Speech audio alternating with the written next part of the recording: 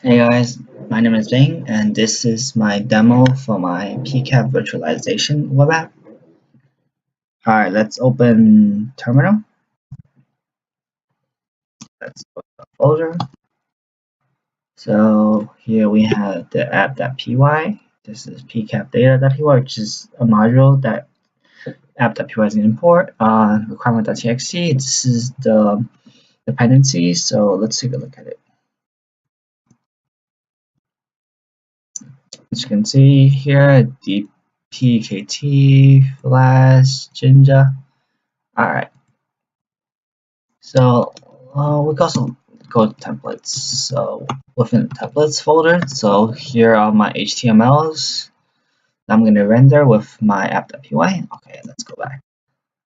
Alright, so let's actually start app.py. It's running on the localhost. Alright, okay, here, this is the home page. So it's asking you to upload a PCAP file. So within our download, I have these two. So let's take test.pcap run. Okay, so this is the PCAP info site. So as you can see, there's 6 blocks. All right, so let's click the first one. So this takes all the packets and then creates a bubble chart based on port and frequency charts. So if you go next to the bubble, it says 80 and 4908. The left side is the port number and the right side is the frequency, so how many times it occurred within the PCAP file. Here is 443, which is HTTPS, and it occurred 2058 times. Here 5480, 240 times. So yeah, it just gives you a general overview of the ports that are being used within the PCAP file. If you want to see how many times it and see actual table, you click port frequency table, and this is just a table sorted. So you see port 53 34 times, port 80, which is 4008 times, 443 2058 times. Yeah, keep going down. There's a lot of ports in this one. All right. So next we can look at the protocol visualization. Okay, here. So here it's a protocol distribution of our PCAP file. So here you see we have 6 major services: HTTP, HTTPS, ICMP, Dropbox, SMB, and DHCP. Everything else is within the others folder. So as you can see, that makes about 50%. We take this out, so the remaining 50%, so about 70% of the 50% is HTTP, 30% of the 50% is HTTPS, and the remainder is ICMP, Dropbox. Click it even more, and now you see between the 1% about how it's distributed. All right, cool. There's also the connected IP visualization. If you click here. Alright, so this is a force directed graph, and it's between sources and targets. Alright, let's drag this here a little bit. Let's drag here. Let's pull this one up. You notice there's something down there. Alright, here you go. Alright, so this is really convenient because it allows you to see what are the most important IP just by looking here. So in this example, it would be 172.16.255.1, 192.168.3.131, and 10.02.15. So this could be quite useful. For example, if you were just to look at maybe all right, let's look at a Wireshark example. Here, CD downloads. It was the test.pcap one, so shark test.pcap. Alright, so here, So when you open Wireshark, you see all these IPs. And like you see the 192.168.3.131, and I think it's this one. Yeah. And then here are all the targets that's connected with it. Okay, but like if you just look at the Wireshark, you don't know what are the major big ones. You know that like it connects to 131 and 102 here, 147. So it's a lot. So like sometimes in the source, sometimes in the target. So here in source target. So like this actually just helps you divide up into the three big sections, and the most important one.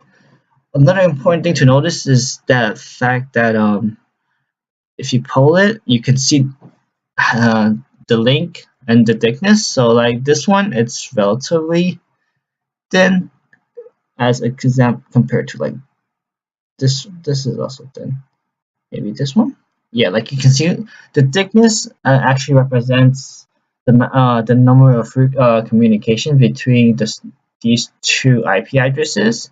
So 184.85.226.161 and 172.162.551 actually communicate quite often. And if we actually want to see it, there's a table. Yep. Here are all the communications.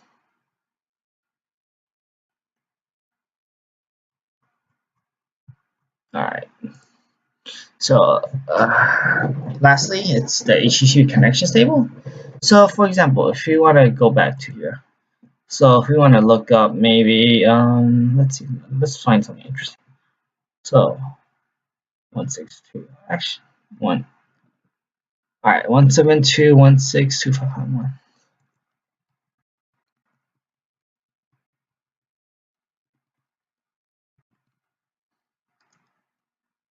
209.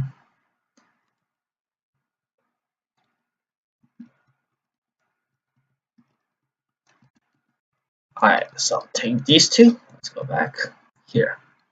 So what if we want to actually see what's within the packets between these two? So okay, so let's just search for 172.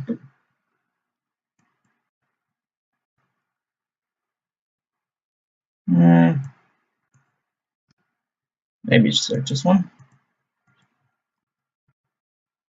Oh, see what happened here was that it was actually not a HTTP packet, and this is only HTTP only. I see. Let's see. Let's look at here. 2720. See, this is what's within packet 2720. And if we go to Wireshark,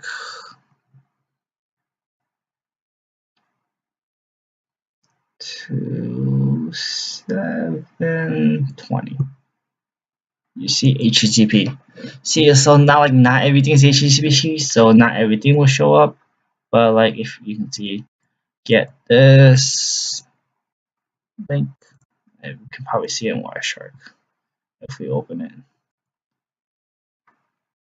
Yep, same link here as the website shows. Yep. So this is quite useful. So yeah, this web application is a lot more colorful. It's a lot more convenient. It's a lot better looking than Wireshark.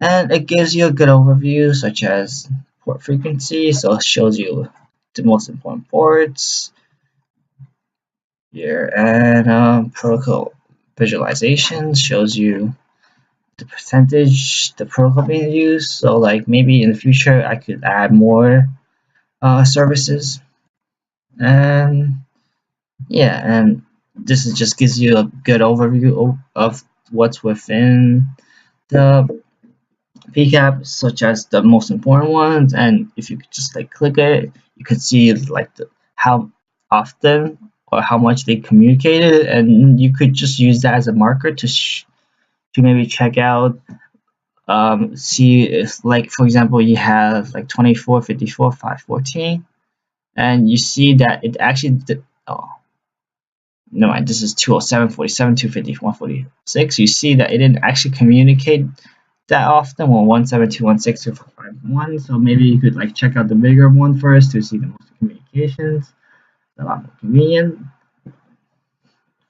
And yeah, so